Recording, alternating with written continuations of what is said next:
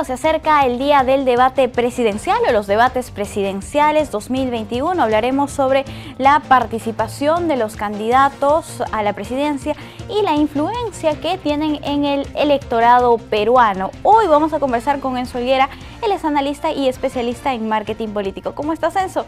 Bienvenida a JN Noticias. Muy buenos días. ¿Qué tal, Paloma? Es un gusto estar con ustedes nuevamente para hablar ya acerca de estos temas coyunturales de elecciones que ya están pues a vísperas de que finalmente se pueda elegir a un nuevo presidente y a los parlamentarios de la República.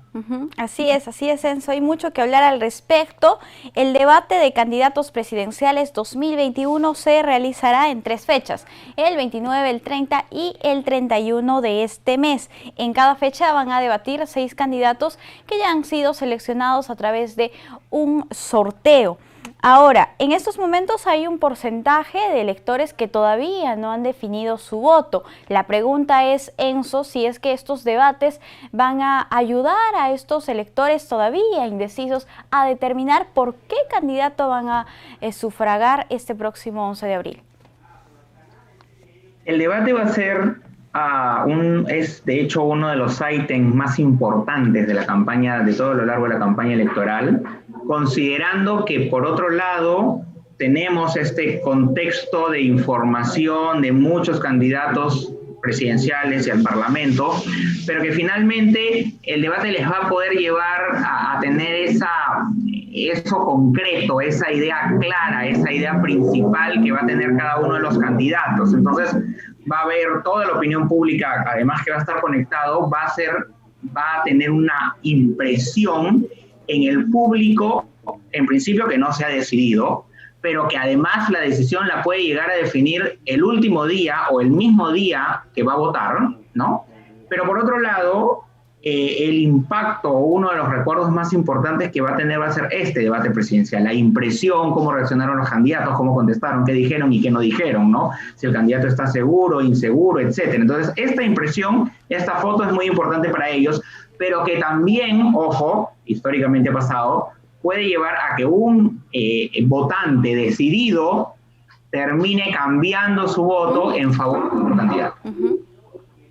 Eso es muy importante, Enzo, porque no solamente puede atraer votos de personas que no saben por quién votar, sino también puede cambiar la decisión de muchos electores que aparentemente ya habían decidido su voto. Entonces, la participación de estos candidatos y que participen de manera elocuente, con propuestas, con un debate alturado, va a generar atraer mayores electores, es una oportunidad para ellos. Ahora, si hablamos respecto a la participación de los candidatos, ¿cuánto daño podría generarle un candidato el hecho de no acudir, de no asistir, de negarse a participar de uno de estos debates?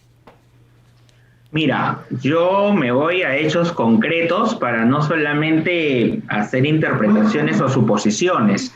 Por un lado, tenemos, y vamos a recordar una elección anterior, en donde un candidato que iba de primer lugar en las encuestas, estoy hablando del ex candidato en ese momento, el señor Reyardo, no fue al debate y esto hizo que su aceptación disminuyera drásticamente y se precipitara. Él tenía la estrategia de que como estaba arriba no debía enfrentarse verbalmente porque esto le podría causar daño o no a las elecciones. Entonces él se excusó, le echó la culpa incluso a alguien del propio Jurado Nacional de Elecciones, pero la impresión que dejó es que finalmente buscó una excusa para no presentarse, ¿no? En el debate. Y esto le causó un serio daño a su campaña electoral y finalmente no fue alcalde de Lima Metropolitana. Y como estos, Paloma, hay muchos otros casos.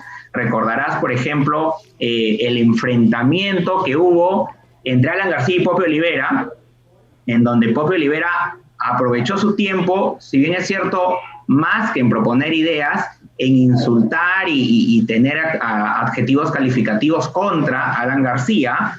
Alan García mantuvo su postura de estadista para no picarse, porque aquí también el que se pica pierde, es algo que suele ocurrir en política, pero al no tener una respuesta tajante, de pronto contundente, eso también le termina desgastando a Alan García en el último debate presidencial y termina haciendo de que no gane las elecciones. Yo creo que un debate no es completamente definitivo, pero la influencia puede ser tal que te puede catapultar o dar visibilidad, pero en este tipo de casos que te he citado, por ejemplo, terminó perjudicando seriamente a los candidatos presidenciales.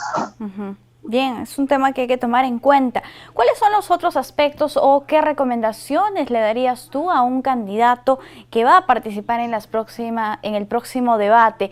¿Cuáles son los aspectos que no debe olvidar al momento de su participación? Bien, mira, voy a empezar esta vez partiendo de lo particular a lo general.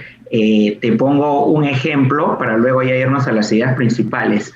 En el debate que hubo para la alcaldía de la Municipalidad de Lima, Salvador Heresi iba en segundo lugar detrás de Susana Villarán, en las elecciones donde Susana Villarán termina ganando, y el exministro de Transportes, él estaba en un lugar mucho más abajo, y cuando se expusieron las ideas, el candidato Salvador Heresi termina desgastándose porque finalmente sus ideas no fueron concretas, mientras que el exministro de Transportes, que competía también por la alcaldía, terminó siendo beneficiado porque fue bastante técnico. Estamos hablando del candidato Cornejo en ese tiempo.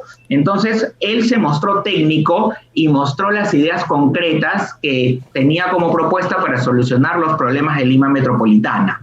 Así que, tomando ese caso, que las ideas sean concretas, que sean pocas, principales y concretas, porque la mente del televidente, del ciudadano, no tiene la capacidad de recordar más de 3 ideas principales cuando veo un mensaje. Por eso que los spots de publicitarios por lo general son cortos y no son de más de 30 segundos. Entonces, puntual, concreto, el tema técnico preciso, pero no debe ser tan complejo en el sentido de que la población debe entenderla. Si termina siendo muy complejo y esto como característica principal hace que la población no lo pueda digerir, el normal oyente no lo pueda digerir, entonces evidentemente no le va a prestar la atención debida. Y en el tema de las provocaciones, evidentemente lo idóneo es no caer en provocaciones, porque la idea de este debate es que evidentemente hayan propuestas, pero en un debate en efecto también hay el enfrentamiento y la confrontación de ideas. Pero cuando esto ocurre, el candidato, digamos, que es atacado, debe responder con propuestas, debe sí dedicarse un tiempo quizás mínimo, de acuerdo al tiempo que le toque hablar, para con una respuesta concreta desacreditar aquel descalificativo que te hace el oponente, pero principalmente centrarse en las ideas concretas, porque si también deja de que se le ataque, no necesariamente puede lograr el efecto de ser la víctima, sino de que se queda callado porque hay algo de cierto, ¿no? Entonces, todas esas impresiones emotivas hace que un candidato presidencial pueda terminar siendo atractivo. No es lo mismo que este candidato, digamos, que sea atacado por su oponente, le pueda responder un par de frases de repente o de pronto irónicas, y con eso es suficiente y continúa en el resto de su mensaje centrado en las propuestas, para que vean que evidentemente es un candidato que quizás es criollo en el sentido de tener una respuesta rápida, pero que principalmente es un candidato que tiene ideas constructivas, ¿no? Entonces, estas ideas fuerzas son las que deben primar en un candidato que se está además preparando para un debate. La preparación evidentemente es importante. El media training es tan trascendental, no solamente para las entrevistas, sino para un debate presidencial que va a ser televisado, porque una mala expresión corporal puede arruinar todo lo que quieres decir o el mensaje que quieres venderle al votante. Bien, listo, Enzo. Entonces las recomendaciones van por ideas concretas, no caer en provocaciones y también prepararse porque los gestos, los modines, como dices, y sobre todo en política, todo, absolutamente todo cuenta. Ahora, ¿cuáles son los errores garrafales que podrían cometer dentro de este debate que incluso podría llevar a un candidato que se encuentra arriba en las encuestas a desaparecerlo totalmente? Bueno, mira, una de las características principales que no debe caer un candidato es, primero, el que se le muestre nervioso o que se le muestre inseguro de lo que dice.